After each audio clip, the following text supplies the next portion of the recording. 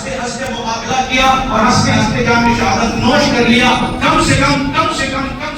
हम उसके लिए ये तो कर सकते हैं कि यहाँ इस मस्जिद से लेके कब्रिस्तान तक एक जुलूस निकालें इंतजामी तौर पर और अपनी हुकूमत के जरिए से हम जो है